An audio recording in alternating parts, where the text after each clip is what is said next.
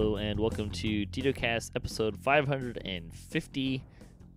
I'm your host, Patrick. We're recording live on Saturday, March 2nd. With me this week, we have Arakat returning to the show. Good morning, everybody. Yeah, good morning. We've got a lot of fun stuff we get to talk about today. It should be a lot of fun. We'll start with the screenshot. Kraganon poses as a snowman in the 403rd screenshot of the week.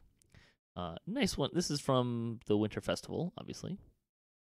Yeah, and I can't quite make out. I mean, obviously the guy in the center is Kragon, but I'm not sure what he's supposed to be. Is he a halfling? Is he a gnome? I really have no idea. I think it's Dragonborn. Okay. Because if you look at the hands, it looks like he's got 3 fingers. Hmm. And it doesn't have shoes on. It looks like he's got scaly feet. That's my Sure. guess.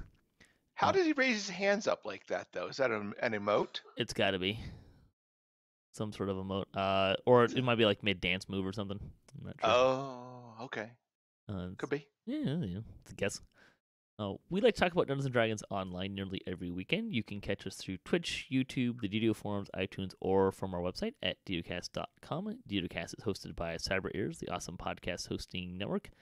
Shows are usually available within a few days of recording. The next show will probably be next weekend. You can stay updated by following us on social media or our website, DDOcast.com, with our calendar.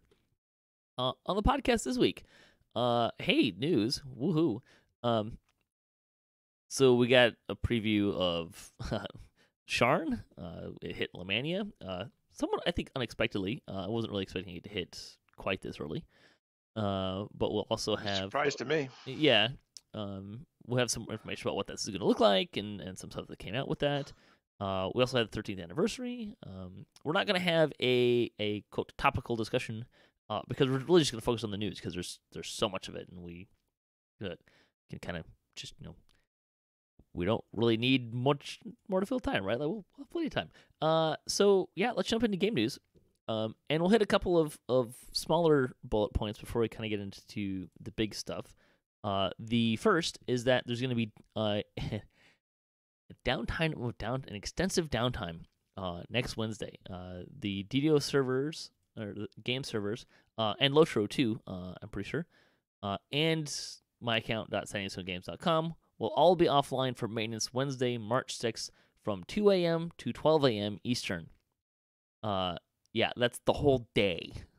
That's 22 hours of downtime, which I guess has something to do with they're doing significant data work. They said that we apologize for lengthy downtime. It's due to some significant data center work being done. They hope to reopen the worlds early, but that will depend on how things go throughout the day on Wednesday. My understanding is that there's sounds like there's some hardware work that needs to be done. So if you're planning on playing if you took Wednesday, March 6th off to play DDO, see if you can take that back. Yeah. Because doesn't sound like you're likely to be playing DDO on Wednesday, March 6th. Yeah. So there you go. Probably that means that they're not going to do a weekly restart on Tuesday. They usually don't when they do something like this.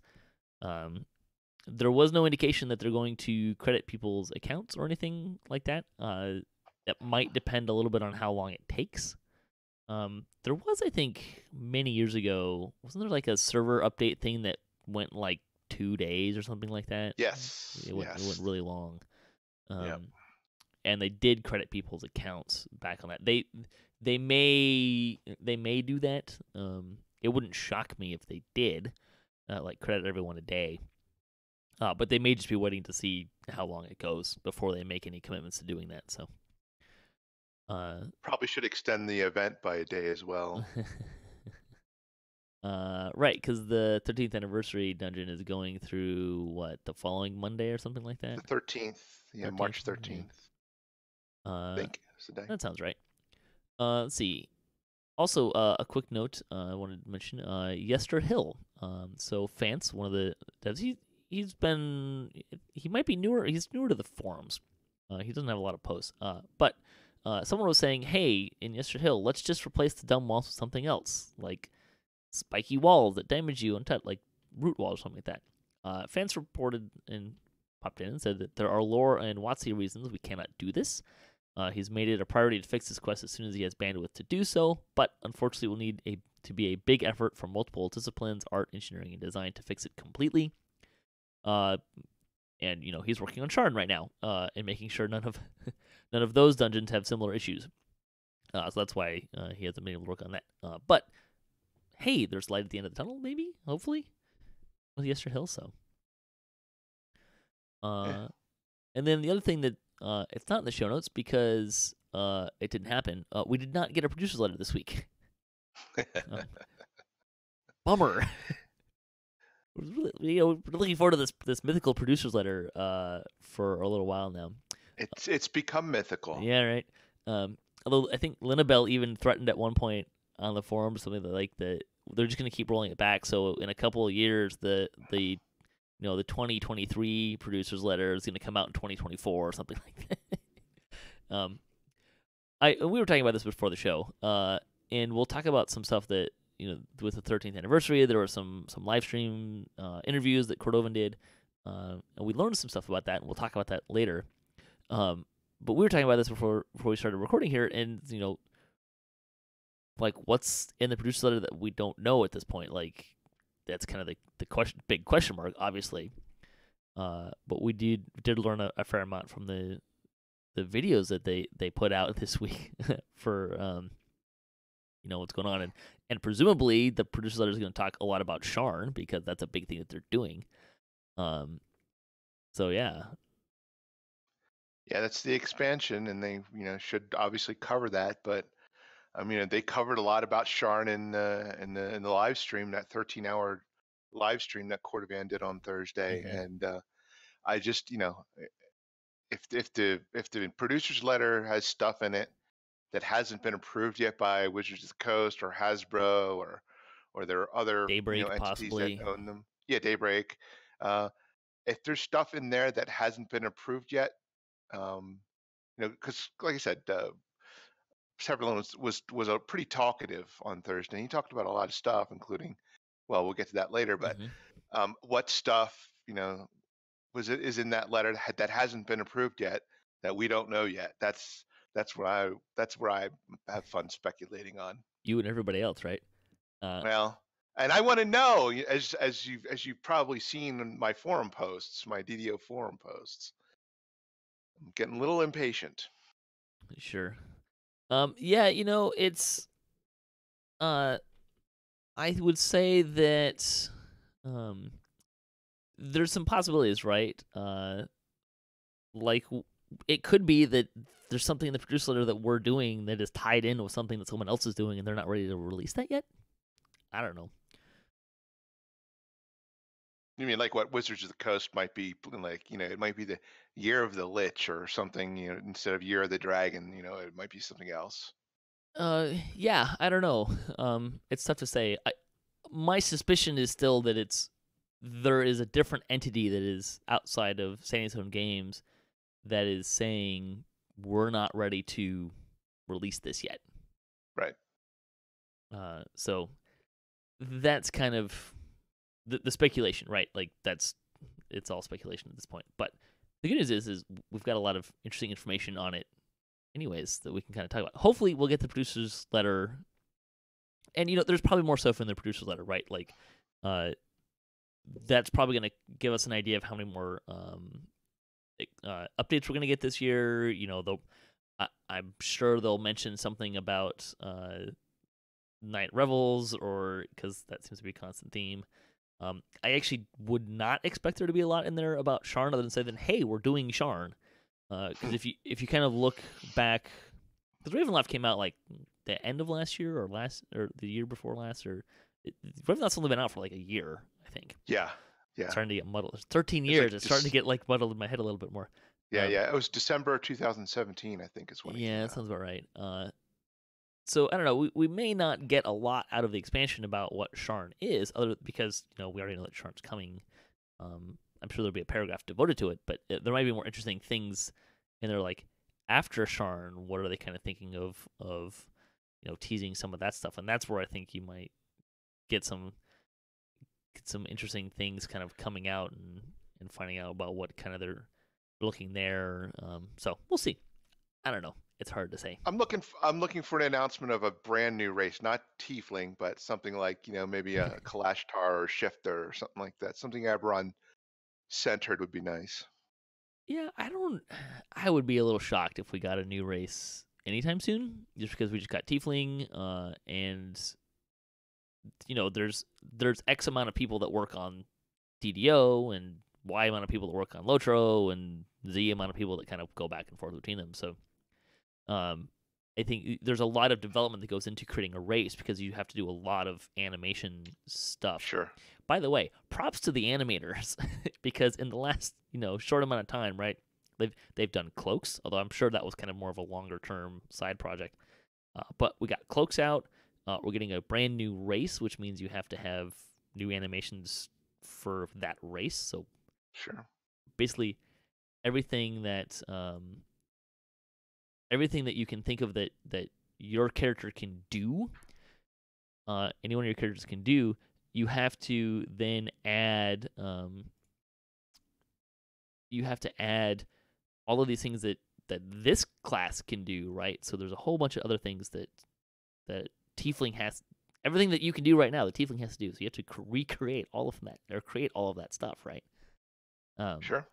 And we'll actually talk about new dances, new how to swing the weapons, all that sort of thing. We'll actually talk about a really cool thing that we'll get a little bit later into it. But yeah, so I don't know. Letters will hopefully come out next week. Fingers crossed. Maybe. Hopefully.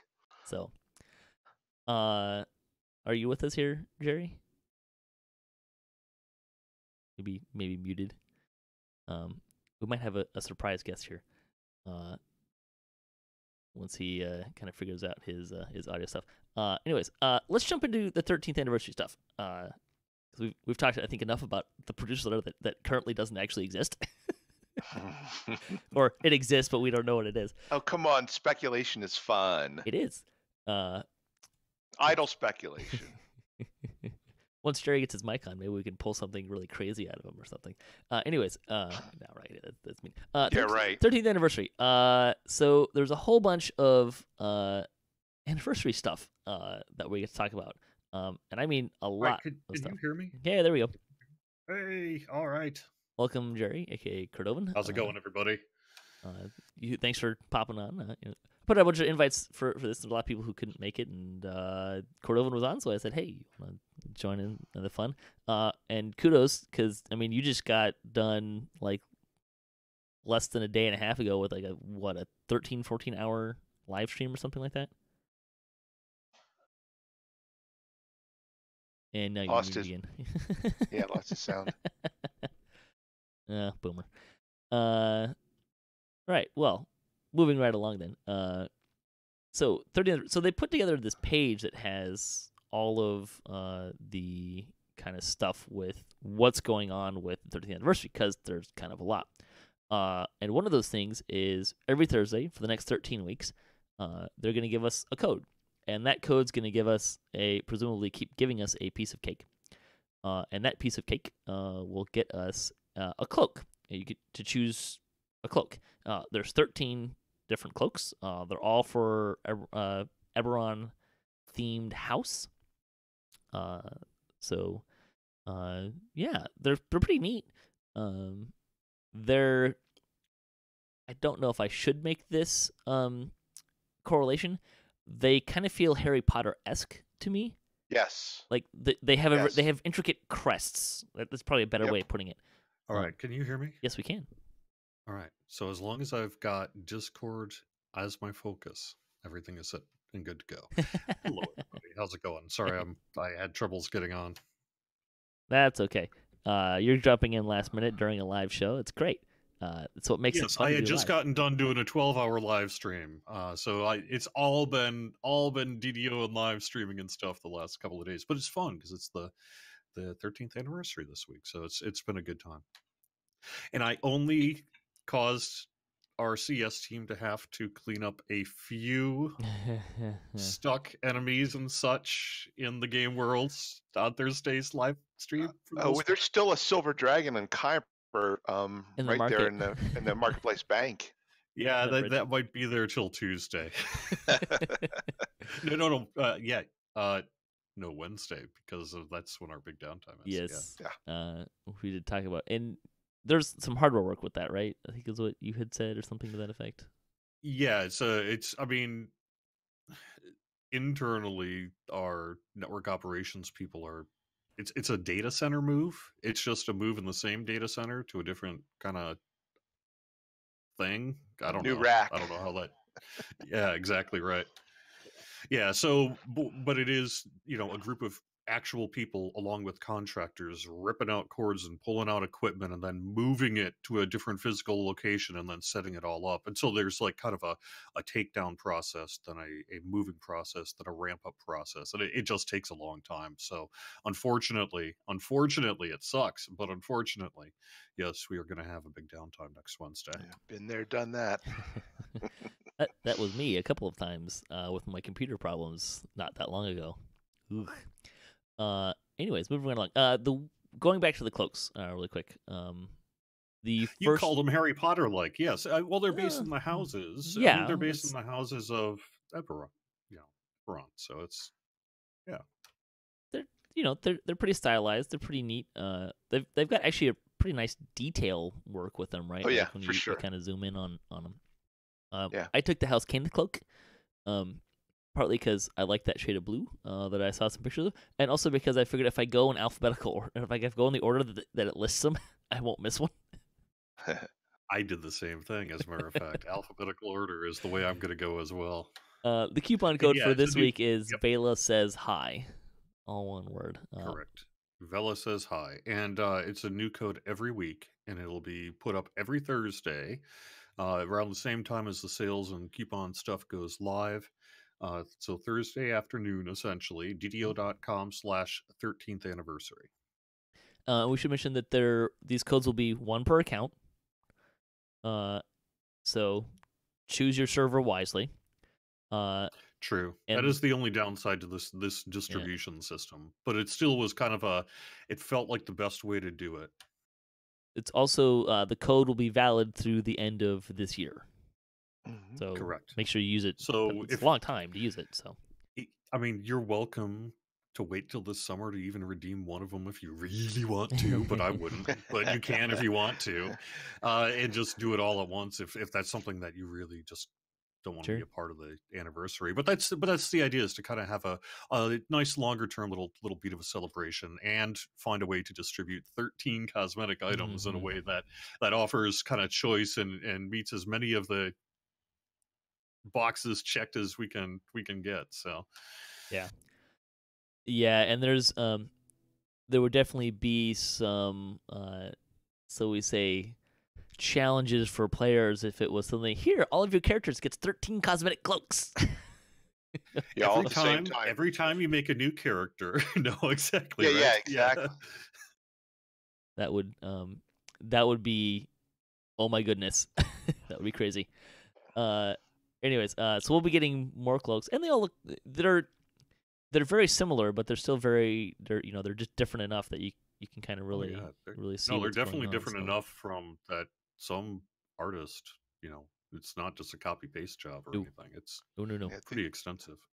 The art was outstanding. I thought I really did like the way that they did, like the Displacer Beast or the Silver Dragon or the Griffin. It was. Is that what's on those? Artwork was really nice. I don't think I noticed what was able to really tell and what one has a unicorn. So we now have unicorns in DDO. Yeah, our first unicorn reference. No broccoli monsters. Anyways, so you mentioned we were talking about this briefly. Cordovan was doing a very nice long live stream with over the last, what was it? It was Thursday, right? Like, which is February 28th is kind of the it's the official birthday, right? Is February 28th, I think. So as part of that, you did interviews with Linnabelle, Severlin, Knockback, and Steel Star. I don't actually know which order it was, but we'll go in the order that I watched them. So Lena Bell's interview, and I'll link to all these so folks can kind of check those out and see what they are and what's going on. So the highlights from Lena Bell's. So we're talking about itemization for the Sharn stuff, and that's going to be there's kind of two themes that she said is going along with this.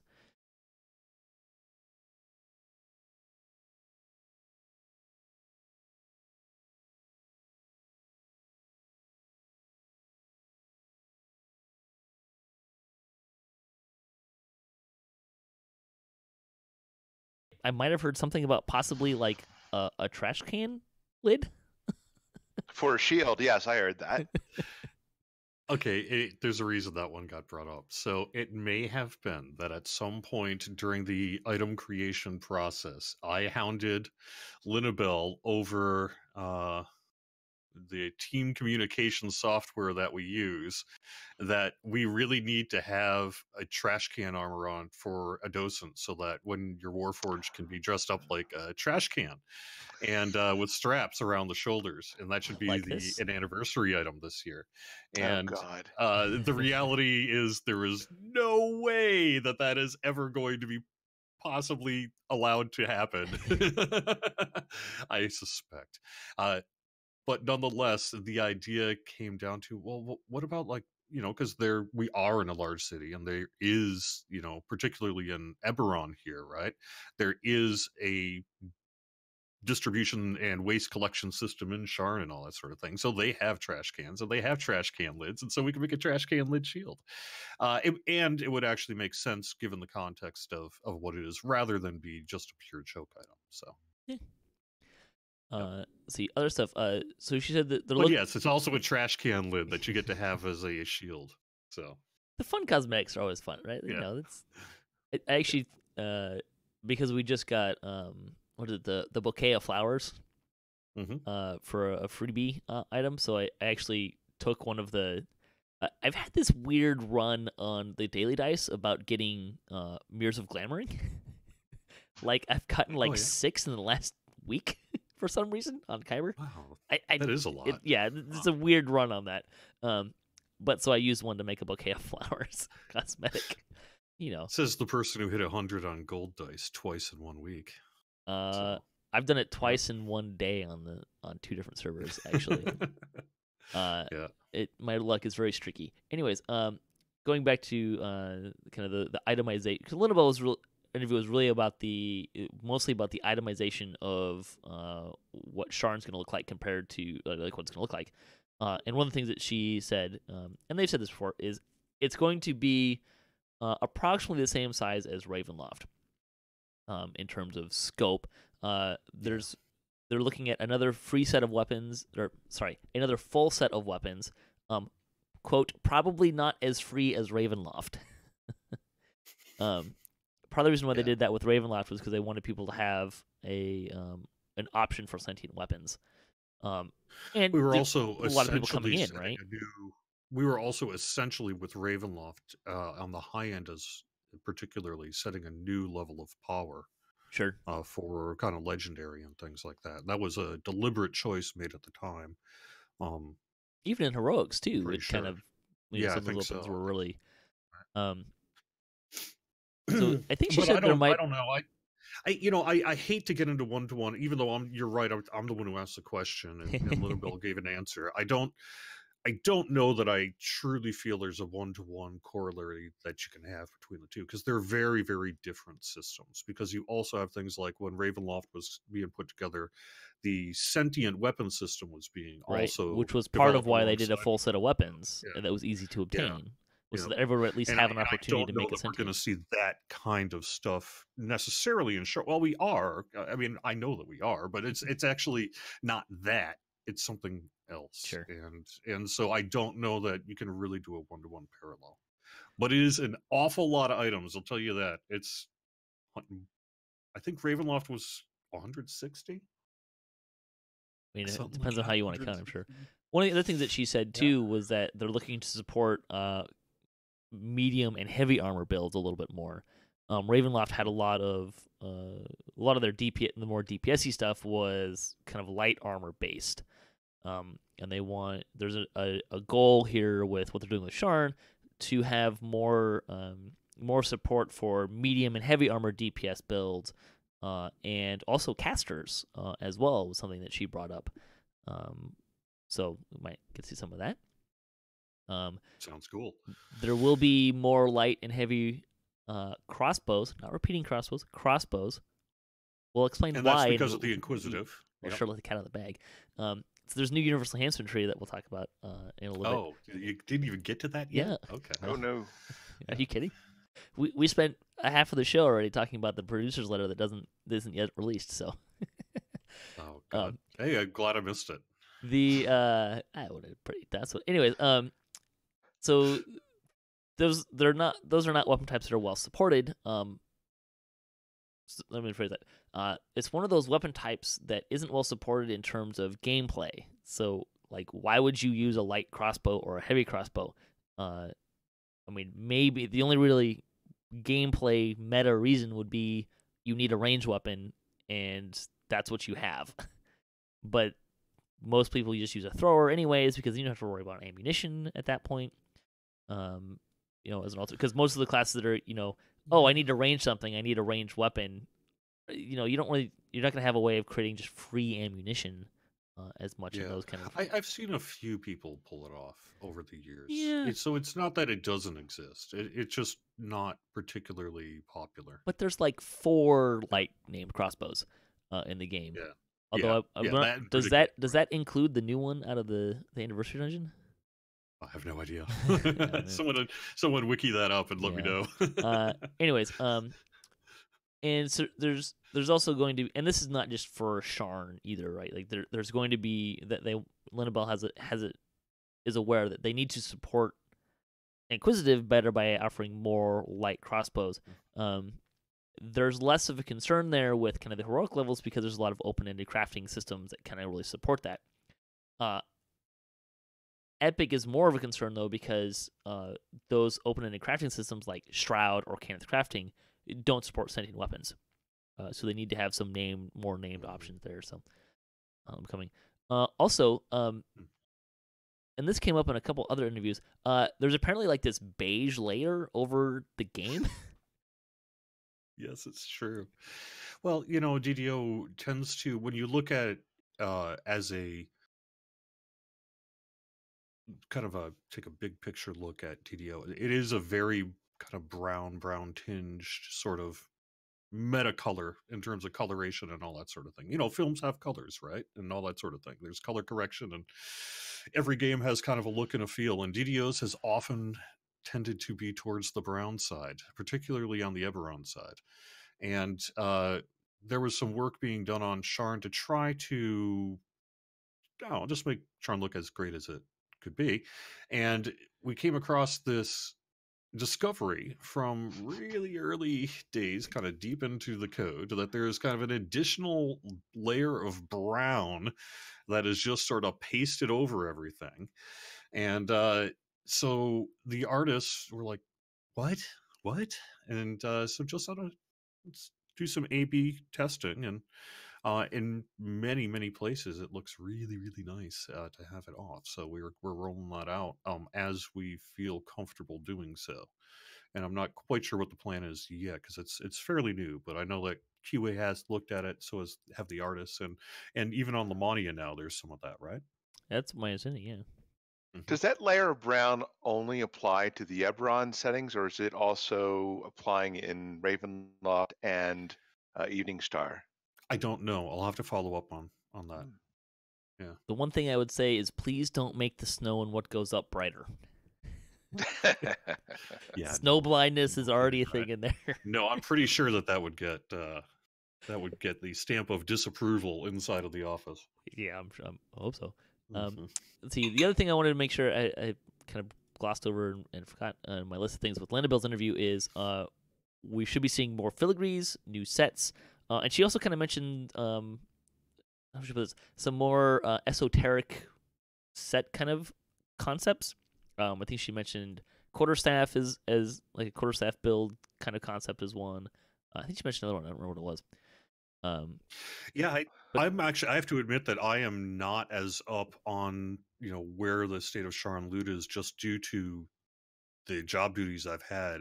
I've that's had why to you have focus Luna on Bell's other interview, aspects, right? right? That's great. Exactly right. And that's awesome though. It sounds pretty cool. That's for sure. And then there even has been that one drop of that other thing. Have you gotten to that yet? Probably not. Okay. Or I missed it. Yeah, I'm looking forward to the quarterstaff centered or centric filigree. That was my impression. It was a filigree set that was quarterstaff centric. So I'm looking forward to that. I like the. I just say I really like the idea of there being filigree sets that are more specific to build archetype. I think there's a lot of fun ways you can go there. And if for no other reason, then I'd really be interested to see what kind of set someone like Steel Star might come up with, of like this while you're raging and using unarmed combat, kind of. Yeah. That sounds like something Steel Star would do. I'm just going to. I wanted to check within my own head before I said this, but on the live stream we did hear a little bit about artifacts. And that plays a big role in the reason for all this filigree rollout. So I feel it's probably appropriate to bring it up here. So the artifacts are, in many ways, sentient weapons without the sentient part. Right. On a mechanical perspective. So they will be able to accept this various filigree outside of a sentient weapon. You will be able to have generally an artifact. I think it's mostly item based rather than weapon based. But I guess I would need to double check on that to make sure. So will those items come pre-slotted with slots in which you could put the filigree? Or do you have to feed them? I don't know. Okay. We'll find out more about it on the system side, I think, as it gets kind of more solidified and ready for a public rollout. But all those things I just told you did come up on the live stream, so I can feel comfortable saying that. It may be one of those things that's in the producer's letter that we haven't seen yet.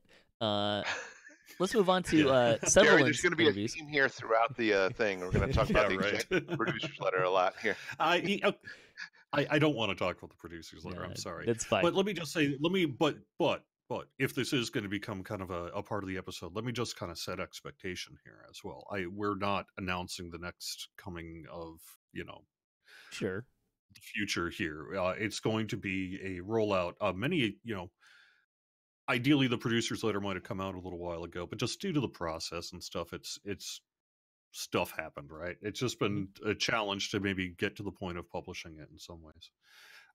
And we've been busy doing other things like getting ready for Sharn. So, we've had to multitask. Sharn is a lot of work? Really? Yeah. So we are going to have, I know of at least several announcements that are new information going into the producer's letter. But I don't want people to feel like the reason it's taking as long as it is because it's got like some massive, bit of information or anything like that on it. Sure.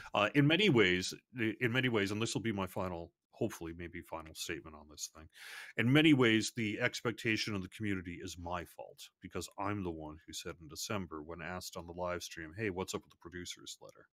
And I said, "Oh yeah, we definitely should try to get that done by the end." And that's on me.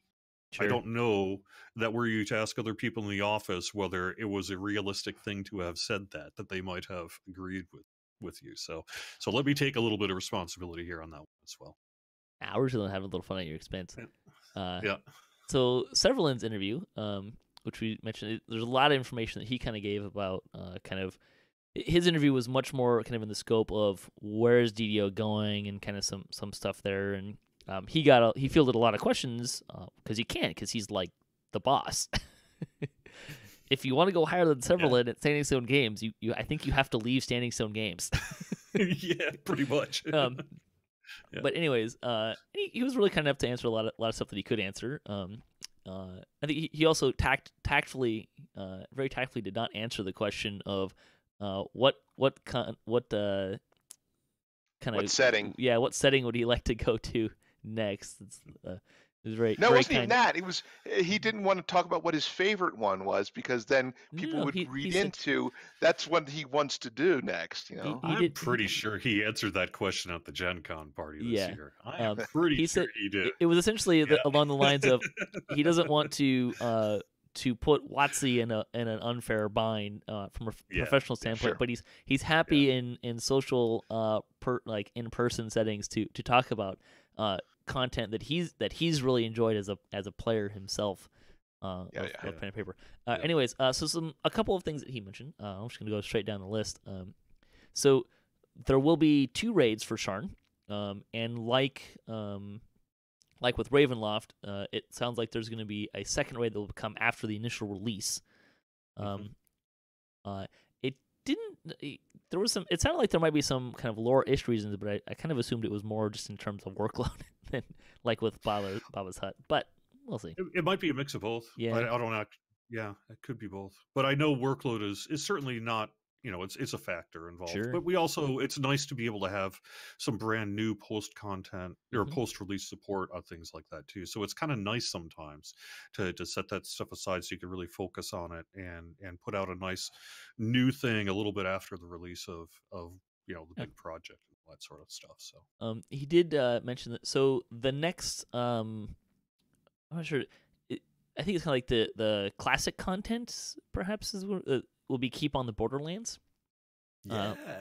So the way that he's kind of talking about it is it's going to be the idea is to have be an alternate to Korthos Island content, with a higher level version, for legendary stuff, and but not as a new starter area.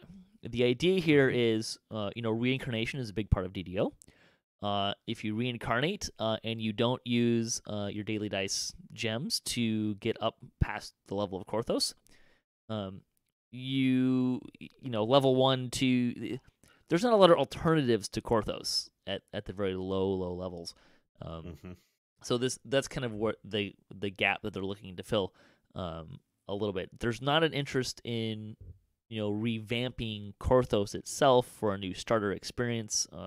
He said that the testing and the information they have, the metrics they have, is basically Korthos is as good as it's ever been. They've already redone it several times. But that's kind of fun. Let's see. They do. He said that some of the things they want to kind of do passes on.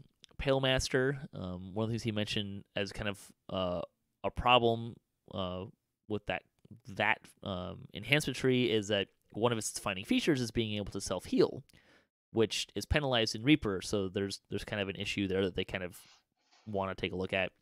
Some of the sorcerer trees still need to pass, other than Eldritch Knight, so like the elemental ones need to be tweaked. So kind of some old stuff there. Yeah, the big problem with the sorcerer trees is that it takes, in order to do the damage, that you got to take up so many spell points. Yeah. So my speculation is that they're trying to figure a way to either do more damage or have the spells cost fewer spell points. Well, I don't know that the spell point issue is as much of a concern. If anything, the drop of those kind of spell point stones or whatever throughout Lost souls. Reaper content, Lost Souls has made a pretty big difference. Although when you get certainly up to the higher level Reaper, that's not enough. Or when you're running raids where it's a boss fight and there's not things. Most boss fights have things that come out that you can kill and you get some stone. But they're in a raid too. It's like, oh hey, look, there's 3 lost souls on the island. Well, we're gonna get rid of the healers. I think, frankly, trying to find the balance of how to do particularly someone who wants to be an insta-kill spec, Pale Master Wizard, and high-level Reaper content is going to be a real design challenge. But, hey, we'll see. Well, it's one of the things I think he wanted to focus on with Sorcerer Trees is this idea of a DPS caster, which is, there's a real trick and balance there, because if you compare that to a martial DPS, their DPS is unlimited. As long as they're alive, you can still just DPS. But with a sorcerer, when you run out of spell points, you're out of DPS, and that's functionally a very different. It's a very different thing to have to balance, and kind of figure out. It's very much a different playstyle, even though you're still going for DPS. One of the more interesting things that I thought he talked about is an interest in going back and tweaking Reaper mode, and kind of like a tune-up, as it were.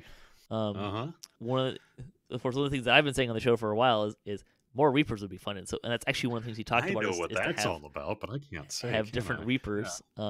Specifically, I'm not the executive producer. Yeah, I don't get to say. Specifically, one of the things he said about Reapers is they would like to have more Reapers so that there's a different reaction from players when the Reaper shows up. Because like right now, there's a Reaper, kill it now. And he would like to have kind of like one of the things he mentioned was a Reaper that maybe you don't want to kill first. Kill it last. Yeah, like some other stuff like that. He also kind of mentioned in this conversation that tanks are kind of and he thinks tanks are too dependent on Intimidate. So I think he wants to kind of broaden kind of the mechanics for tanking a little bit. That's kind of how I kind of interpreted what he was talking about there, which is I'm all for. I tell you, in today's world, Intimidate does not get you very far out with the amount of DPS. Like by the time you get into like endgame, as much DPS as people can put out, Intimidate is not doesn't cut it all the time. Unless there are discussions happening on the design team that perhaps I'm just haven't had time to get caught up on. I don't really know that that's something I would say is going to be happening anytime soon. No. And I don't think the Reaper mode thing was anything that he was saying is this is all like things that are on the whiteboard of things I'd like to touch. Yeah, I would say that's probably whiteboard material at best. Yeah, don't this is not like coming soon or anything like that. None of this really is, as far as I know. So other than Sharn, talked about range balance. Their support for he said that support for a strength based throwing, so like throwing daggers, things that use your strength instead of your dexterity, probably would be through a universal tree, as an because currently it's kind of primarily as an alternative for melee. Like you can't reach it, so you need a ranged thing. So they don't want to make. They want it to be a little more universal. You don't want to like or balance of a melee can pull out a random melee can pull out a dagger and suddenly have like high end game range TPS or something like that as their alternative weapon. He also did mention that Vistani throwing was always kind of meant as a backup as opposed to the primary function of the tree. I think some people kind of saw some things in there like, hey, all right, but this isn't as good as Shuriken. Like, well, it wasn't design wise. He said that really wasn't the intent. So yeah, it was really based on the dagger down animation. So revamping older content and or epifying older content. So he did kind of talk about how there's some areas that they would maybe like to make more solo friendly with some of the older content that's not really true. But he also kind of, and they've said this before, epifying is time efficient. From a time efficient standpoint, it's not really the better choice than just creating new content. Because you can create new content and have new content in both heroics and epics, but if you epify it, you end up spending almost the same amount of time to just turn old content into epic content. You don't add anything in the heroic levels. So that's kind of part of the balance they had to kind of think about there. He mentioned Three Barrel Cove specifically, and that it was basically the same amount of work went into, almost the same amount of work went into making Three Barrel Cove an epic version as if they would have just created new content for both. So seriously. Yeah. Well, that's because the legendary versions or the epic versions of some of the dungeons are relatively, significantly different. It's true. To Tobias and is one example, and Privy Worth is another example. You play it through the first time as in heroic, and it's one experience, and it's a very, very different experience when you play through it on epic level. So, I mean, and not just because there's different monsters, which there are, but the dungeons themselves are slightly different. Tobias, for example, is less underwater. So yeah, they made those a pretty different, physical experiences. It's which I kind of like, actually. I think it's kind of a fun way of doing it. It's a challenge too when you think about what packs we would do. I mean, we know which packs we could probably, like, from a kind of a commercial business perspective, you can run the numbers and figure out which packs you should maybe upify, right? That can be a data-driven decision if you really Sure. want it to be. I think when you get into more softer, I guess, decision points, like with, let's just say, Restless Isles, for example. I am Please, no. sure there are many people on the DDO team itself who would love to have a chance to completely, basically redo the Restless Isles experience, and perhaps add, a legendary version, and redo the Titan raid, and but then all of a sudden it becomes an overwhelming project that you just cannot really justify at this point, given the choice of, yes, or we could do X. Yeah. We could do White Plume Mountain and Other Tales. We could do whatever, but then you get this thing is like, well, why don't you just put a teleporter at the start of the Restless Isles Wilderness area? Let's take you to all the quests. That's somebody's day, maybe, what, and then some QA person's half an afternoon to double check and all that sort of thing, right? But then you get into this catch-22 thing. It's like, well, but do we want to drive more people to content that we would really prefer to take a refresh of, and things like that? So you get into these kind of design-driven philosophical discussions and things like that, where it's like, well, not that they're not proud of that content, because I mean, Restless Isles is very cool, but there are just things in 2019 that if were you to dig into that, literally that old 2007 era code and everything like that you just would want to redo, and all of a sudden you get into this difficult position of where do you draw the line, and when do you get started, and how do you make that, say, also successful commercially in a way that could justify spending 3 months of development time on, or something of that nature, right? So it's a challenge to You be might able as well to just make see what you DDO do. 2 at that point. Yeah, there's definitely challenges there and whatnot. So, Mhm. let's see. But still, I want a teleporter in Restless Isles. That's Yeah. ultimately what I'm trying to say here. I wouldn't disagree with you Yeah. that there. Let's see. Someone asked about companions for Ranger, and Sev basically said that before they add more companions, they need to fix the ones that they have. Someone asked about familiars too, or I think it kind of came out of that was familiars. What Sev would like to do for familiars is have a universal tree that only casters can use. At which point I question if it's a universal tree, but I understand the idea. Depends on the universe. Yeah, I guess. right. This is a magical universe. Yeah. Anyone can use this as long as you can cast spells. But the idea though is maybe not even that you couldn't use it, but that its design intention is for a specific group in a way that a true universal designed enhancement tree would not. He did mention with that there's very much like that's going to be like an art asset, kind of more heavy thing, because creating the different familiars. But I think some of the falconry stuff kind of plays into that. And I think that's probably intentional. Let's see, augments. We said probably not this year. He said he very much likes to have augments as a reward. The problem is that the current augment system is very laggy, not a good system, and they want to really kind of overhaul that system before they really just start dumping more augments out there. Probably something that's more akin to the filigrees or legendary shroud stuff. That stuff works a lot better. Of course, one of the hardest parts about overhauling that system, he said, is not screwing up existing augments, which is fair. And they actually did an augment system kind of revamp several years ago too, at one point. Although it was kind of just like tweaking the system. I don't think it was like an overhaul, but that's when we lost the well, that was when they made it so you can actually take stuff out, because you didn't used to be able to take stuff out of them. Yeah, the guild augments. Yeah, it created a completely. It wasn't guild augments, but the very early version of augment system, I think, just like created a new item with the thing in there, as opposed to having something you could pull in and out. And that was when we lost the timed dual augments that came out of Devil's Assault. Wait, is that the right name for it? The one on the market, the anniversary markety event thingy.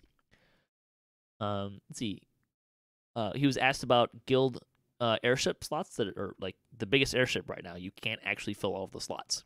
So he said that they'd like to give guilds another pass on things they can earn, but they don't know what that looks like yet. Guild amenities is one of those things that's more work than he said that guild amenities is one of those things that it's more work than you remember it being. That's the way that he kind of put it. I know. Like, oh, this is really easy, and then you go back and do it. Like, wait, this hurt my brain for 2 weeks. But one of the things that he kind of mentioned is that's being tossed around as a possibility would be a DPS kobold, which if you don't know what that is, if you go to Lemania, there's a kobold. There actually may be many of them, but they have like just huge sacks of hit points, so you can just kind of do DPS testing with it. Let's see. He also mentioned that so after Keep on the Borderlands, they're looking at doing Isle of Dread. He said they need to solve several things to make that happen. It's kind of an expansion level project in terms of art resources they would need to create. So some fun stuff there. I think that's the one. Dinosaurs. Yeah, dinosaurs. Which would be fun. I'd like to see some dinosaurs. I'd love to see a big T-Rex, come chasing me or about to eat me, real up close. That would be awesome. One of the things I really appreciate from Severlin is like when he talks about those kind of moments, like he talked about on the interview about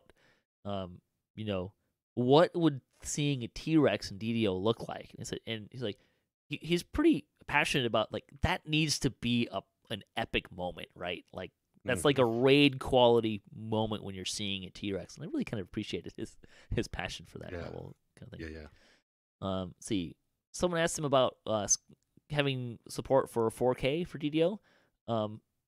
When he said basically the biggest issue there is that DDO doesn't have a scaling UI, which is kind of a problem for that kind of a thing. We actually hear about this more from the Lord of the Rings online community than the DDO community even. Because that game is all about its majestic landscapes and things like that. So it's an unfortunate relic of sort of the age of our core, kind of engine and all that sort of thing. Was HDTV even a thing when these games came out? Most people were on 4.3s, right? Yeah. So but we have improved it over the years. And it's just a matter of, you get to a point though that it would really be a fundamental, I wouldn't say redesign, but update task for an engineering or several engineers along with several artists along with, and it becomes a very big project. One we probably will have to do sometime. And perhaps have already even done some steps to investigatory and kind of steps to see what we can do there. But like we're taking just the brown out of the brown. Maybe. The last thing he kind of talked about, someone was asking about a 64-bit version of DDO. It sounds like there's an interest in doing that after, I guess Lotro's kind of doing that work right now. It's in beta. Yeah, so there it will be in beta soon. We said in the just released Lord of the Rings Online producer letter that we hope to hit beta in March. And there's a goal basically to, after Lotro kind of gets ironed out, then there's interest in doing that work with DDO. There are perhaps more differences than people realize between the two games. So that's not. He said that's not going to be either easy or short kind of work. Steel Star had an interview as well. I'll move right along into that. This is gonna be a long show. This is why there's no topic discussion, because I knew we'd be here for a while. That's why you shouldn't have had me on the show. Yeah, right. I add 45 minutes to every show. It's okay. So Steel Star's interview, kind of a lot of things that he talked about. If you're interested in getting into the gaming industry, particularly if you are, say, younger than any of the people that are on your screen right now, or in your headphones or stereo system or whatever, you're about to go to college or something. Steel Star had a lot of stuff. A little bit of his section was really about how to get into the industry and what that kind of looks like. And so if you're interested in that, there's a great opportunity to listen to that there. Kind of the quick pullouts from his time on were the fiddle. We'll come back to this. Will have a different sound. I don't think it currently does. But they also there was a question about tieflings, which again we'll kind of talk about more in depth in a minute, and kind of why their trees are kind of more fire based stuff, and basically there's an idea that tieflings are most typically associated with fire, and that was kind of the direction that they chose to go in for that. And then Knockback was also on. His interview was really kind of got into a lot more about creating a dungeon and kind of the process that goes through and kind of the order things happen in there. So if you're interested in that, that's a good interview to listen to. He did also mention that there will be some special guest voice actors in the Sharn expansion. So, really did. Yeah. Yeah. Didn't really give us more than that.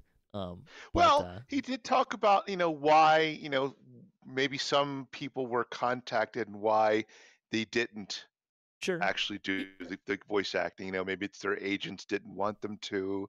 And he gave a kind of an inside peek of the process of getting Yes, he did. voice Absolutely. actors. So I thought that was interesting. Again, if you're interested in like what goes into making a dungeon, his interview is really good on that, and when he's been on the show for us, I've made sure to kind of talk to him about that kind of stuff because I think it's kind of interesting for people to understand what goes into creating a dungeon and that kind of stuff. Mm-hmm. All right, continuing on, 30th anniversary dungeon is back. Party favors. Let's talk about party favors briefly. So the intent was that you would get 50% more ingredients per point and star than last year, for a total of 8 on a normal at level run and 12 on a fully optimized run. So that would be 5 levels higher. However, they ran into 2 issues.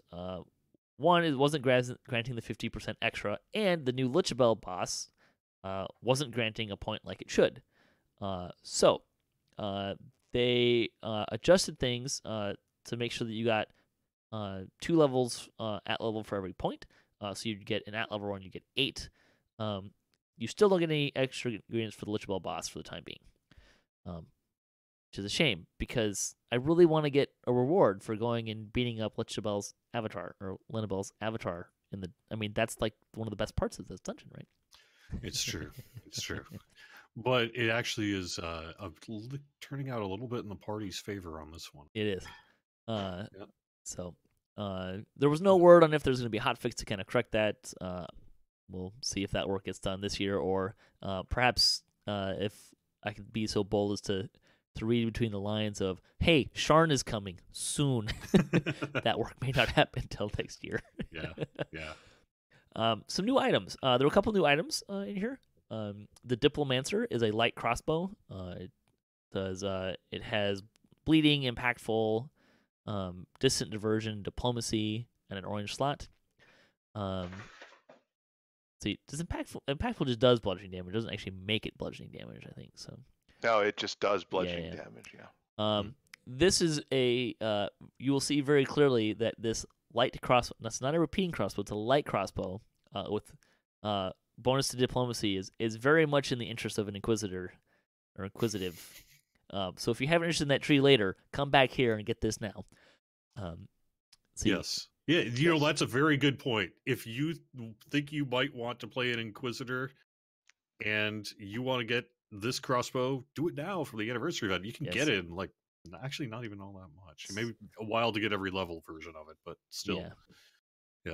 Yep. The cheap shot is a longbow. It has poisonous, befouling, double shot, keen, and an orange slot with a haggle thing in it. What? Yeah, let's talk about that. The augment, for some reason, seems to drive the minimum level of thing down. Well, only in the UI, I think. I think when you actually get it, it will be the correct minimum level. Oh yeah, that's probably a bug that I'm. It is. That was mentioned. Yeah. Yeah. I'm more curious about the fact that why is there a haggle augment in a longbow? That's a strange choice. I think you just might have answered your own question, but remember this is the anniversary event, right? So we do like to be a little bit of jokesters sometimes. Yeah, on they this are. one, Are usually. Yeah. Linabel's Bug Killer. It's a throwing dagger. It has Verminbane 7, or sorry, I'm looking at the 3. It has Verminbane. It has Verminbane. It has Verminbane, and it has Verminbane. And yes, all 4 of those stack. I'm guessing Linabelle has a thing for bugs, and not a fan. The only exception, this is a medium armor. I believe it basically has the stats of a full plate, but it's mithril, so it's medium armor. I didn't actually compare the stats, but that kind of feels like what's going on there. It does, and here's the question, and I haven't seen an answer to this. Does it grant the full PRR and No, MRR values of a heavy armor? I am almost sure that the answer is no because it's a medium armor. But Yeah, it gives whatever better the medium armor type is. I mean, it gives better defenses, right? Like it has more AC and stuff like that. But for medium armor, the 30 version has spell failure 10%. I'm not sure if that one changes, but here's it got double strike on it. It has spell lore on it. It has accuracy on it in a green slot. So this is something that's really clearly being geared towards the Eldritch Knight kind of archetype. Eldritch Knight. Yeah. The Clamorous Forum Post, it's a club. Basically, it's a Sonic version of the ones that already exist, I think. So, they did change the damage dice on First Light and Cookie Cutter to modern values. No worries armor was also adjusted to go to current values, including the current weapons, the current items, and variations of those in the game. Let's see, we talked about the sentient XP thing with rose-colored glasses, and hey, there's a new boss monster, Lichabelle. And there's actually a whole bunch of just kind of text and lore and kind of NPC interaction stuff that's new this year as well. Yeah. Yeah. Just a little fun fact: Lichabelle replaced Varguil in the location there in Party Crashers. See if you could look for Varguil's corpse. I found it, and really? it's in a fairly hidden place. That's nice. That's kind of funny. I miss Varguil. Yeah. He was kind of a fun guy. Let's see, Masterminds of Sharn. All right, let's get into there's the anniversary. Now we're going to transition. Yes, we're still talking about game news an hour into the show. Masterminds of Sharn. So we're going to start off with a disclaimer. So it was on Lemania for a couple days. Everything on the Lemania is not final. It's subject to change and removal before live release. Special extra disclaimer on the current visual appearance of Tiefling and Tiefling Scoundrel. They're still in a production state. Yes, for sure. They should have another preview ready in 2 to 3 weeks. So that kind of gives you an idea of the timeline. Pre-sale is supposed to go out this month in March. So probably Hey, it's March. Yeah, it is March. It's March. Yeah. So we should see pre-sale for that soon. And this is not an ask for Jerry to answer this question. Extrapolating on my own guessing, that probably means we'll see this come out probably mid-April to early May would be kind of, if I was trying to throw a dart on the wall to kind of guess what this timeline kind of looks like. It looks like we'll at least get one more Lemania. It wouldn't surprise me if they gave us a third. Oh, no. There will be at least a couple more Lemanias. So, yeah, absolutely there will be. But that seems to kind of be the timeline in terms of when things go on pre-sale. It'd probably be, I think Ravenloft was on pre-sale for like a month and a half to 2 months before. I think the same was true of Menace in the Dark. So kind of give it an idea when. Yeah, that's been our pretty much standard operating procedure, I think. And of course, look, there's always things that can happen in between there, so don't take this and even what he just said. Sometimes things happen and they have to push things back a little bit, just because if their last build they completely break Sharn and the rest of the game, they got to fix it before they can put it out. So let's see. So some stuff we got to look at: a new universal enhancement tree, the Inquisitive. The Inquisitive is based on the Master Inquisitive Prestige class in the 3.5 Eberron campaign setting. They are investigators. How cool is that, huh? They're investigators who specialize in solving mysteries and shedding light on Tharka's secrets. In DDO, those who use Inquisitive Universal Enhancer Tree will gain skills that focus on diplomacy, law, chaos, damage, and finding hidden things, and a new dual crossbow combat style. So, in the same way that Vistani Fighter 1 Knife Fighter has a Tier 1 enhancement that changes your combat style, Inquisitive has a Tier 1 enhancement that changes the way light and heavy non-repeating crossbows are used. With this enhancement, any light or heavy non-repeating crossbow you equip splits into 2 smaller hand crossbows in your hand, each firing a shot every time you attack. Both of these shots use the stats of your single equipped crossbow. You notice there is one such new crossbow in this year's anniversary event. We've already talked about that. So there you go. It's got a fairly versatile set of options. So think it'll open up some new interesting builds. There you go. All right. So just to kind of, I'm going to try to hit some of the highlights out of the enhancement tree. I'm not going to go through everything line by line. We'll link to it in the show notes if you want to kind of go through line by line, but I'm not going to spend that much time on this.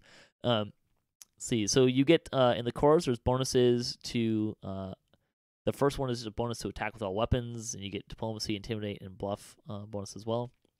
The second core gives you an additional copy of diplomacy on a separate cooldown timer. That timer is shared with the half-elf second diplomacy timer.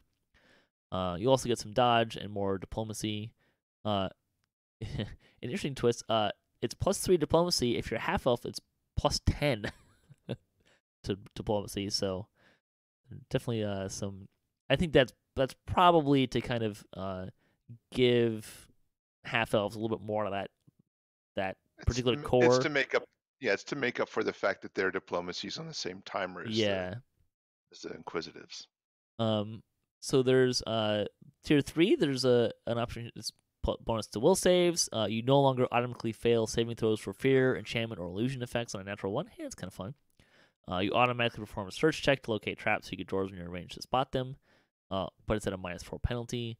In addition, you gain +2 damage dice with law on your side.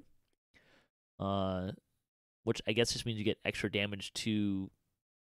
Well, you get extra law damage. Next one is you get... so let's see. 1, 2, 3. So tier 4. So this would be at what? Level 15? You permanently gain True Seeing. You get +1 competence bonus to threat range and multiplier with light and heavy non-repeating crossbows. You get another 2 damage dice with law on your side. Next one is range power. You get Slippery Mind. You get more law damage, and the capstone is +2 to all skills. Some more range power. You get Vorpal. And more law damage. Yeah, 3 more law damage dice. Let's see, what is that? 2, 4, it's 10. 9. 10, 9. isn't it? No. Well, okay, then there's the 2, initial 4, 1 die 6, when you actually have the... 9. Okay, sorry, I can do math. Yeah. Let's see. You also get the Vorpal knockdown. Vorpal knockdown like a great crossbow. Yeah. Tier 1, you get to have a hand crossbow in each hand when you're using a light or heavy non-repeating crossbow.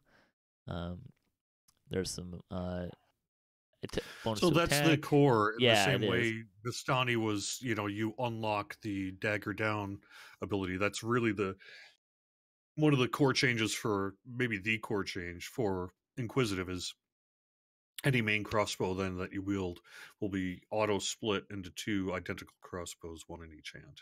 You'll go like, it's cool. So we're talking about the cores with law on your side. There's actually a tier 1 thing, law on your side. It's a toggle. When you have that on, you're dealing extra damage.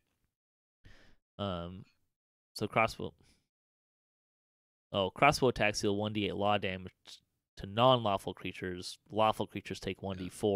So when we're talking about adding dice, it does come with a 10. Yeah, that's right. I didn't even know it. There's also a Conjure Bolt SLA in here, and plus to diplomacy, intimidate, and bluff skills. See tier 2, +1 to attack and +2 to damage with crossbows, or the light, heavy, non-repeating crossbows. 1 and scroll mastery. Improved law, you get even more damage, another 2 damage dice. That's 12. Yeah. Action boost is a skill bonus. There's also observation. When you use diplomacy on an enemy, you gain 1 stack of observation, which gives you +2 to AC, PRR, and MRR. Each stack lasts for 12 seconds, and they stack up to 5 times. I'm presuming it's they stack down. They don't just go away when they clear. I would assume that to be true too. It's usually how those things work. Yeah. See, you get another tier 3. You get another bonus to crossbows. Interesting. It's less. This one says it's less damage than the rest of them. It's probably a mistype. First things first. It's a multi-selector. You either can take shoot first, which is an attack that's +3 weapon damage. Gives them a stack of shot wound, which does some damage. It's a bleeding effect essentially. Scaling with range power. Ask questions first. You get a plus. You activate it to gain a +20 to diplomacy and 10% reduction in cooldown time of social skills for 60 seconds. Why are you putting all this stuff that's really fun on like a tank build that's stuck in this? See, also you get improved observation. Each stack of observation also grants you 5% fortification bypass. Stop in the name. Target enemy must save versus to your diplomacy, a plus a d20 versus the other will, or be dazed for 10 seconds. It's removed on hit, so it's just a daze, but it can still be useful, especially when you get into some higher content. Tier 4, more damage, more attack and damage to crossbows. Later things later. So ask questions later, which you see it. So it's shoot first, ask questions later. So when you use diplomacy on enemies who have at least one stack of shot wound, they take crushing despair. The ask questions first, shoot later, which requires ask questions first. You have to have at least one stack of preparation, and then you get a +5 weapon attack with +2 critical threat range and multiplier. So how good is that? That's a good one. That's kind of a fun thing there, right? Like very clearly tying. Do you shoot first and ask questions later? Or do you ask questions first and shoot later? So it's kind of fun. There's also a multi-selector at tier 4, and this is where things get really interesting. So there's one that you can count light and heavy non-repeating crossbows as favored weapons, regardless of your deity. There's one that gives you universal spell power while holding light or heavy non-repeating crossbows. One that gives you +5 double shot. And then there's you can swashbuckle while wielding a light non-repeating crossbow. So if you want to be a swashbuckler with a light repeating crossbow, here's your opportunity. It's a little unclear. It says wielding a light non-repeating crossbow. You still get to use the double shooting thing, I'm assuming? That is a very good question. I honestly do not know. I'm guessing. Well, no, because swashbuckler, you're supposed to have a shield. Like, I think. Well, no, sorry. I think it's meant to go for clearly, obviously, a ranged swashbuckler rather than a melee swashbuckler. And so I think the intention is you would dip into the inquisitive tree to really max out your crossbow and then use that as your main ranged swashbuckling weapon. I think I said this wrong, because swashbuckling is you can take something to allow you to use a light shield with it, or buckler with it. That's not a baseline thing. Anyways, you can swashbuckle with light non-repeating crossbows, so that's kind of fun. There's more damage dice with law on your side. You get that's 14. Yeah. And it looks like you can choose any ability score at both tier 3 and tier 4. Tier 5, action boost, enhance your light crossbows or heavy ones to instantly reload itself for 18 seconds. Shares a cooldown with endless pulsade, but if you also have endless pulsade, you get 10 range power while this is active, as well as some range power and double shot here as well. Arresting assault. It makes all nearby enemies give the penalty to melee, range, and spell power, and they get 5 stacks of vulnerability. In addition, they can all be dazed, which bosses are immune to the daze part. You can also get improved uncanny dodge if you don't already have that. And then there's a multi-selector up here too, so you get some more damage dice. 16. Yeah. Along with +10 range power and 30% alacrity with non-repeating crossbows for one. Second one is your damage dice with law side is now all d8s for all enemies regardless of alignment. These all give range power and alacrity. Vigilante is another damage, and it can turn your law damage to chaos damage instead. Fun. Well, I would say this definitely addresses the concern of there's no reason to take a light crossbow. Yeah, right. Oh yeah, absolutely. Jeez, this is I'm digging the Inquisitor tree. I really am. There's also a diplomatic immunity toggle. While active, your attacks with light and heavy crossbows have a chance to automatically trigger diplomacy around you. Cool. Yeah, there you go. You can solo with this guy. Yeah, there was a question. Well, not really, because if there's nothing around you to get aggro from, Oh, well, it's not gonna work so well. Good point. Does dual shooter work with the rune arm? Yes. It's a little wonky, but it functions. There's some bugs in there. I'm not gonna go over those. Tiefling, moving right along. Let's see. So Tiefling, new full race. They have horns, just like Dragonborn. I wouldn't say just like Dragonborn, but they have horns and tails. Their tails are animated to interact with cloaks without clipping through them. Has anyone bought the animation guy like rounds and bottles of scotch for his work this year? Don't I know, right? don't celebrate too early. Somebody posted a screenshot on the forums of a cloak actually being clipped by the tail. Look, how many? Yep. The guy's touched every single animation in the I know game. he can't be perfect. I get it. Yeah, But yeah. He's our main DDO kind of. I guess you could call him lead animator. I don't know if that's his formal title or not. But this guy named Rob, and yeah, he is on fire, and he's willing to tackle some of those tasks, which was like, you realize you're going to have to do this 16,000 times, right? And he's just like, well, the funny thing was when so there you go. When I met him this summer when I was out there, like he was like, "Oh no, he was totally like casual about it, like, oh, it's not that big of a deal, you know, it's just kind of you get kind of into it." And I'm like, sure, all right. Anyways, Tieflings, they get +2 to charisma. They don't have a penalty apparently. It's just +2 to charisma. See, they get a feat of Infernal Ancestry. You gain fire resistance equal to your character level. You also gain +2 to balance and +2 to saves versus spells, and a +2 to hit and damage against lawful outsiders and good outsiders, and you are immune to fear. I love that immune to fear part. That's nice. Yeah, nice. The racial past lives, it's +1 to spellcraft, +1 to charisma, and a +1 racial action point, as you would expect for tier 3. They did say that, like, because I think this puts us at like 1 strength and 3 charisma for racial trees. Like, they did say that, like, those are based on like what the race is. It's not based on like being equitable to the different stats. So no surprises there. The Tiefling enhancement tree. Tieflings begin on the beach in Korthos as a level 1 character of any class you choose.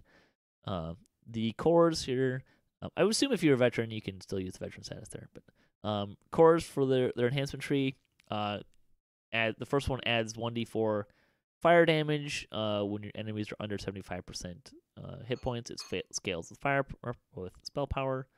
Then you get charisma, and then you get more damage at 50% charisma, and then more damage at 25% hit P on. This is hit points of the enemies, not you.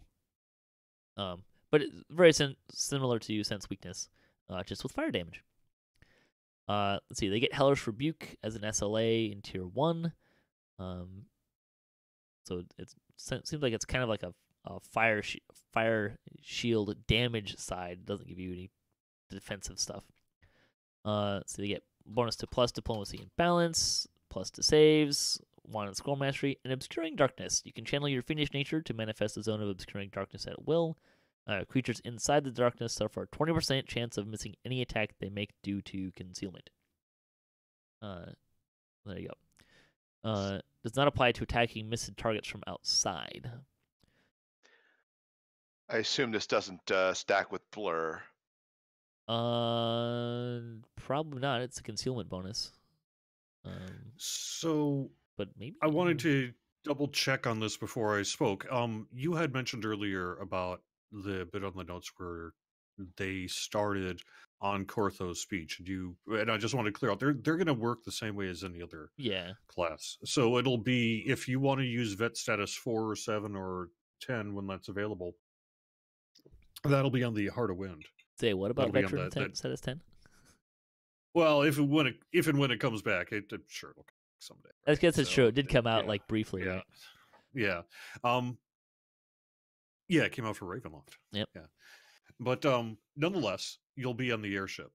And I Right. think the bit about Korthos Island is a lore nod to their infernal heritage, and so that you would indeed be starting on the same place as the rest of the DDO community. Sure.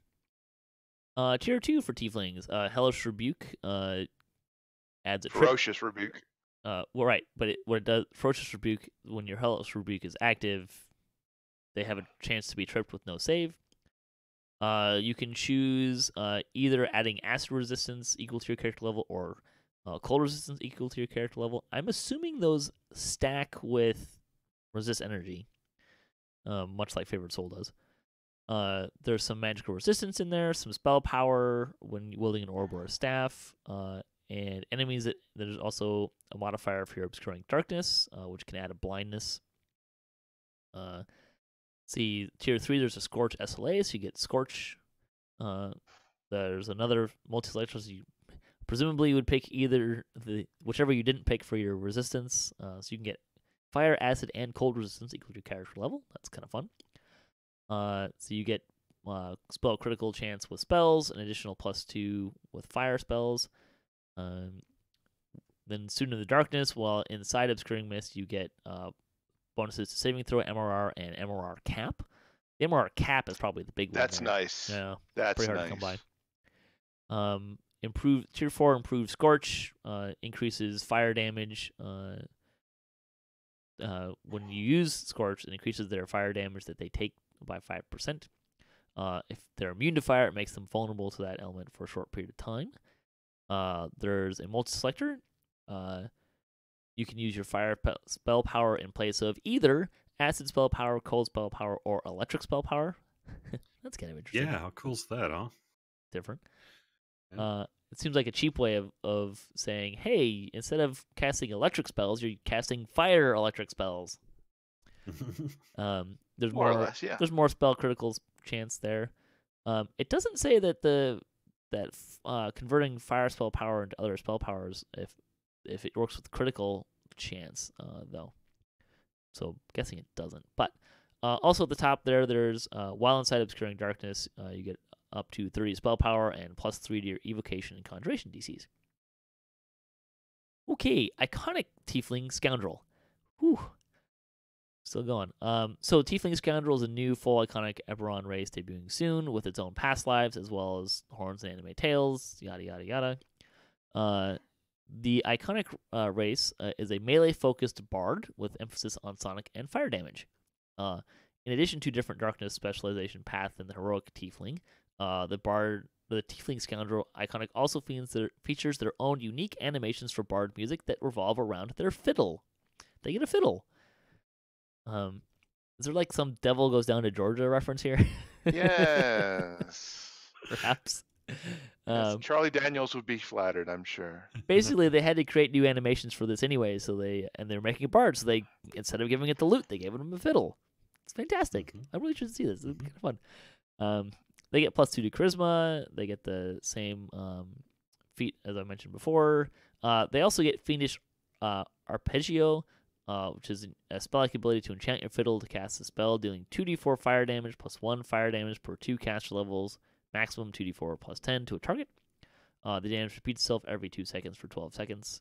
And it gives you a little extra spell points. That's kind of fun. The past lives here, +1 reflex save per stack of the past life.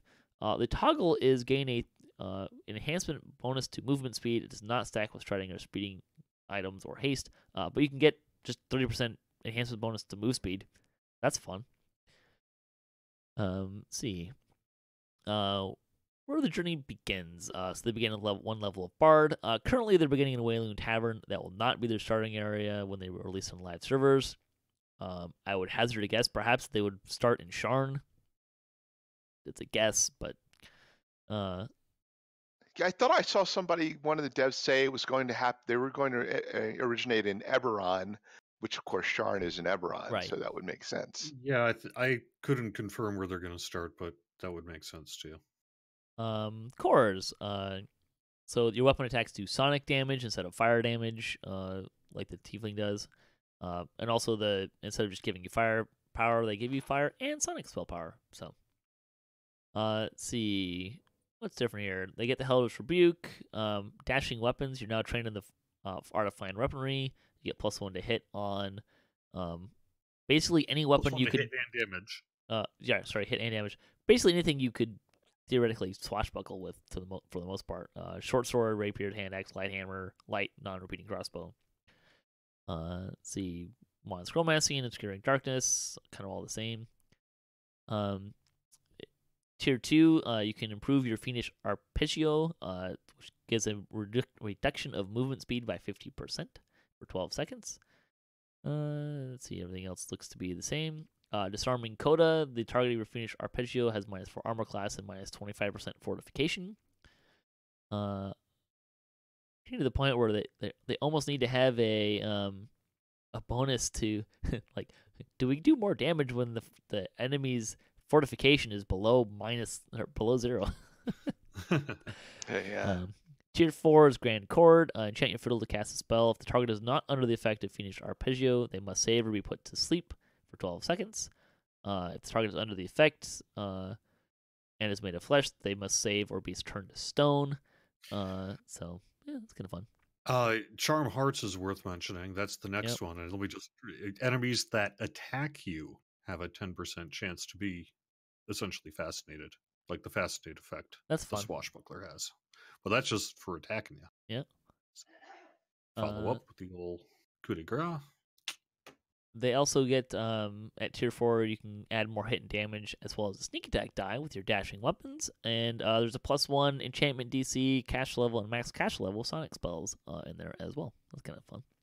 Sonata of Darkness looks kind of cool too. It's the same as, I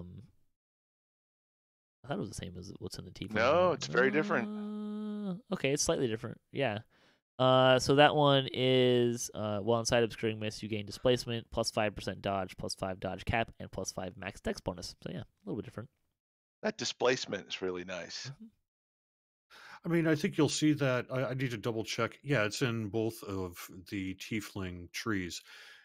One of their kind of core things will be, if people choose to go this route with them, is to have an Obscuring Darkness that is an AoE booster to various things, or it impacts that area around it as well. So you're going to see that throughout both of the trees, that it's, while in Obscuring Darkness, you'll get X, Y, and Z. Although, most of the stuff just applies to you. It's only the 20% concealment mischance. Some of them also impact enemies as well, for example. Right. Yes. But it's not like you're not buffing your party by giving everyone who's in there displacement and dodge cap and stuff like that. Yeah, right. That's true. All right. There you go. There's the game news. An hour and 30 minutes in, and we're going to talk about bonus days. Holy cow.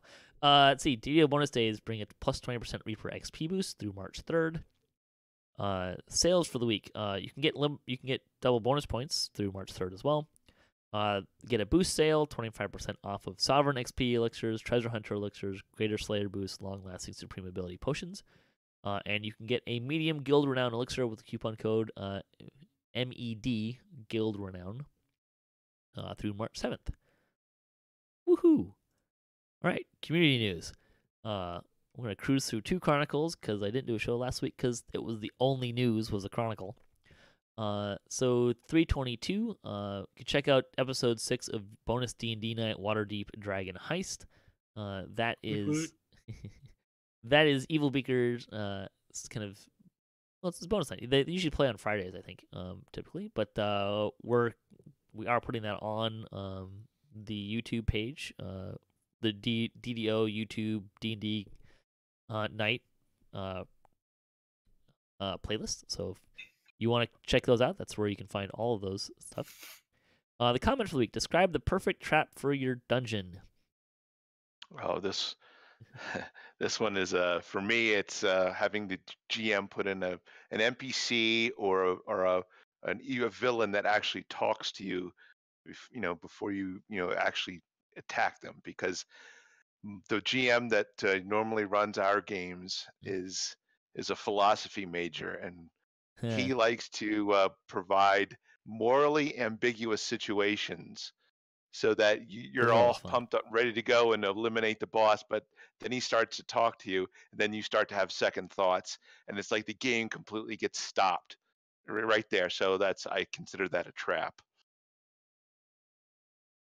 I always kind of like the perfect trap for me is something that it's so intriguing that the players like completely forget that they should check this thing for traps, and they're like, "Ooh, what's that? I want to go look at it." Okay, you get hit with a trap. Dang it, we forgot to check for trap. Like that's. Well, that sounds like you. So. With the exception that I would be likely to backfire this and thus cause myself intense trouble, I want mine to cast an immediate time stop when activated so that I can, in my leisure, get to see who set off the trap and what their purpose was. Interesting. Like a contingency. The guild for the week, Monster Hunters Incorporated, is a level 50 Sarlona guild with a fully loaded Kraken. They make no demands, no requirements, just have fun. You can contact guild leader Theodore for information, or you can check out their thread. Let's see, fansite news from 2 weeks ago. SIP had a blog post about completing Mr. Ravenloft. Let's see, Fridays on Ice, Bard Life, Damsels of DDO. Let's see, where else we have? Streamed with Even, and DDOPL all had episodes. We got a shout out for our DDOcast episode, finishing our heroic lives, kind of past life prioritization series. We'll come back to that in a little bit and do more lives there. Let's see, DDO Players News got a shout out, and so did Sunless Citadel Part 4 on D&D Night on DDO stream. The Chronicle from this week, 323. High Lords of Malkero hosting Hound of Zoriat teaching raids on Saturday. That'd be tonight at 9 p.m. Eastern on Sarlona. Usually live stream that stuff too, and you can check out Voodoo's video or YouTube page to kind of see all those videos as well. So even if you can't participate, you can learn how to run those raids.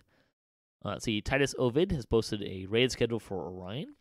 And the Kyber Cyber Munchkin Games schedule has been posted for 2019. Let's see. Comment for the week. Thank you for having us celebrate the 13th anniversary. To commemorate this occasion, tell us about your most favorite adventure.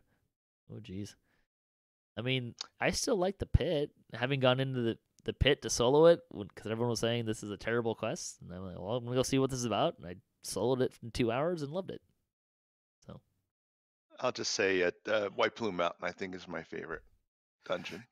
Oh, I might pick that as well, although it's hard to say because it's hard to pick a favorite. But historically, I've really enjoyed Gwilyn Stand a lot. But I too am maybe a fan of White Plume Mountain currently, personally. I think I like Haunted Halls a little more than I like White Plume Mountain. It's a little bit more freeform. The evil DM inside of me likes that there's many things in there that will just kill you. So, let's see, fansite news. Let's see, DDO Players News had an episode. Let's see, so DDO Wiki Talk. Axel was discussing the new Sharn stuff in a video. Let's see, Fridays on Ice and Bard Life and Streaming with Even all had episodes. Let's see, Sip had a blog post dusting off Lobby quests. Mickey's in raids week 111. And the newest, should we say, series of D&D Night on DDO Stream, The Wizard's Book, DM'd by Cordovan here. Yep. Just to perhaps do a brief quick plug, the basic core conceit on this one is that it's an expansion of the 5th edition spellcasting rules. So I've got a group of level 1 wizards who can essentially pool their spell points together to cast higher level spells through a system where, like, basically the last person to contribute the spell goes off at their initiative. And so it's almost like a people are channeling magic to each other to help cast spells and be able to cast higher level spells. And that's the conceit of this particular 3-part campaign. Strimtom also had a video looking at the question, are wizards finally fun? Playing with the Eldritch Knight tree. Let's see, other stuff. DDOCast still playing on Tuesdays. We will probably be taking a break in a couple months. Just kind of our normal, taking May, June kind of off usually. But we are almost through Ravenloft, and we should, I think, hit the Ravenloft raids before and coming soon. Yeah. Oh joy! There will be much death. It'll be fantastic. Oh god! Most of the people in our group haven't run it before. Well, half the people in our group haven't run it before, so it'll be fun. Yeah. Let's see. D&D Night on DDO stream. Just want to kind of go back to that. This week is, I think, Hugs Unlimited. So, D&D Night on DDO stream. We play on Fantasy Grounds, who sponsored the program. We have D&D live on DDO stream every Sunday, 7 p.m. Eastern time. Rotating group of DMs. D&D Kasplat is coming up on the second weekend of the month. So we have some fun there. Like I said, there's a rotating group that's going through it. We're also kind of finishing up kind of backlogging everything and getting everything out there and kind of more organized and stuff for people to do. We're down to just the original series is all that's left to kind of get out on YouTube and kind of organize and format. Just because we realized after doing this, it's like, well, we should probably be more organized about putting this stuff on YouTube so people can watch it in more mediums. And maybe we should have a more consistent naming convention, and we should mention our sponsor Fantasy Grounds, who've been great in descriptions and stuff like that. We also Evil Beaker retitled his original group to the Heroes of Battle Rise. So you might see some names popping up there. That's that group. So a lot of those are gonna be older episodes, but yeah. So we're almost done doing that work. It's been a lot of fun doing that though. So, and people have really been enjoying it, giving us really positive feedback. So we really appreciate that. Anything else you want to say about it, Jerry? Before we move on. No, that sounds good. All right, so let's talk about Lightning Post. I had a little bit of stuff. Zyga 2000 was talking about the Merlin's spoon, which we were talking about. It's this really kind of quirky item. He tossed it, sadly. He wished it did something more in DDO. I think we mentioned that, like, a Hero's Feast would be kind of appropriate. But anyways, as the negative PRR MRR thing, the devs mentioned it was intended, though I guess 70 is a lot to drop down from 0. It's tripling all damage dealt by the whole group of those debuffs stack. Yeehaw! Compare this to what a Beacons of Hope buffs can grant to a single ally, which the devs purposely chose to make short-term or nerfs to prowess. You can see where it could go. Overall, he's pretty hyped up about the anniversary event, mostly because this and Maybar are always fun. It's Night Revels now, but yeah. He didn't get enough goggles last year to max out a single sentient. Yeah, I didn't either. I was doing the same thing this guy was. Cobalt Gem. That was where I was going, so. Yeah, that was my focus as well. I think I might maybe look. What's the D20 do? I know it's there, but I don't remember what it even does. I was thinking I might try to get one of those this year. Let's see, Fuzzy Duck. Is it a D20 or D12? Oh, geez, I don't even remember. It's a D12. D12? Yeah, it's a D12. Okay. Yeah. Do you remember what it does? No clue. Wait, so are you talking about the one that's in the anniversary event? Yeah. Sorry, I got a little distracted here. Yeah, it's a D12 and it takes you to the marketplace.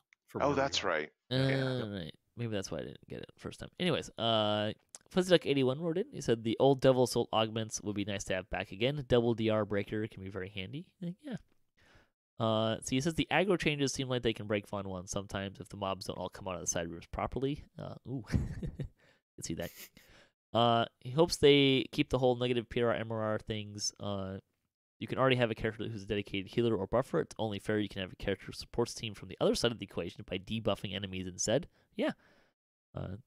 He's generally been ignoring winter games this year, with the exception of restocking on mistletoe consumables and from saved up points. They're great combined with the cookies that cast Rejuvenation Cocoon for getting past difficult traps, particularly at lower levels. It said Merlin's spoon is a fun little flavor item and great independent paper. It'd be cool if they updated it. Its effect to cast a self-only lesser version of Hero's Feast. Then you'd keep the relatively humble nature while being a handy thing to have for low characters. Yeah, I like that. Let's see, talking about our past life stuff, he said he agrees with the rogue feat. It's a very nice boost to damage. A little extra skill boost never hurts. Passive one is particularly good for archers who can't inherently invade traps, but still might have to make their way to the other side of it to get to the control box. I feel like they do that a lot less these days, too, though. Sorcerer Past Life is good. Less for the direct damage dealing, but more for the secondary crowd control aspects on many of them, like Electric's Loop Days effect. The active one isn't anything special. You're better off taking a mental toughness feat, though. See, Warlock passive is great. Everyone can use MRR. Mostly, I mean, there's a cap to it, so. There's a cap, yeah. The active feat is really nice if you're a stealth player, and activating it doesn't break sneak. Therefore, I would love to hit that cap someday. 50? It's a 50. It's a 50. It's so it's anybody wearing cloth armor or like an outfit. That's 50. It's not, you know. Oh, okay, yeah. Never mind. I was Not distracted. Wait, really though? I thought it was. It's okay. 50 in cloth, 100 in light armor, I think. God, so I must really That's suck. correct. Wizard is, in his opinion, the second best passive feat in the game, beaten only by Paladins, and spell penetration is good all the way to cap. The active one's DC boost is great just in and of itself. The magic missile clicky can also be useful, particularly if you're running in Sharadi. The wand DCs is very niche, but can have some use on an artificer who also gets cast level increases with wands. That's an odd way to do it. And it says the completionist feat is phenomenal. It boosts literally everything, essentially making it a combination of every single skill focus and spell focus feat plus toughness, and will stack with all of those feats. If you can fit it on a build, it's worth taking. If you get it, too. A lot of past lives. Yeah. I hear you, Patrick. I hear you. He agrees with trying to get at least 2 past lives for any kind to upgrade the number of build points at the start. Those are huge, and they help you unlock feats you just might not have access to otherwise without tomes. And you don't get to use tomes at the start either, so there you go. All right, there we go. Woohoo. Arakat, anything you want to plug before we head out here? Stay inside. It's cold. It's about 10 degrees here at my place. It's cold here too. Yeah. I just wanted to plug 2 quick things, if that's okay. Yeah, DDO.com/13th anniversary. We're going to use that as a hub space for the coupon codes for kind of any date range type stuff, perhaps some sales information, kind of highlights of the live stream interviews. I'll put that up there too, and we're just going to kind of use that as the main hub page throughout this 13th anniversary. So DDO.com/13th anniversary, and for Sharn, DDO.com/Masterminds of Sharn. Stay tuned. It is March. We've said things about March. Yes. Great. So thanks for listening to the show. Thanks, Arakat and Cordovan, for joining me today. And thanks to all the contributors to DDOCast, and to Standing Stone Games, the Wizard of the Coast, and to Cyberbears for hosting the podcast. If you'd like to support the show, you can visit our website, DDOCast.com, or you can support us on Patreon. If you have a DDO-themed webpage, or you Twitch DDO, and you'd like to be featured on our website, email us, DDOcast@gmail.com. Love to do that for you. You can hit us up at DDOcast.com for show notes, MP3s, our calendar, previous shows, and other fun stuff. If you'd like to be part of the show, have a comment on this episode, a question you'd like to hear us answer, a topic you'd like to hear us discuss, or you just want to say hi, you can leave us a comment, or you can email us at DDOcast@gmail.com. Hey, let us know what you're most excited about for Sharn that we just found out about, too. It's always kind of fun. You can also find us on social media. Follow us for latest cast updates at DDOcast on Twitter. And hey, since there's gonna be a lot of news coming out with Sharn and stuff, at DDO Unlimited, and at Standing Stone Games, I believe, right? Yes, you got those right. There you go. Thanks everyone for joining us today. Until all your attack rolls be crits, all your chest level appropriate. Have fun. Don't forget to gather for boss.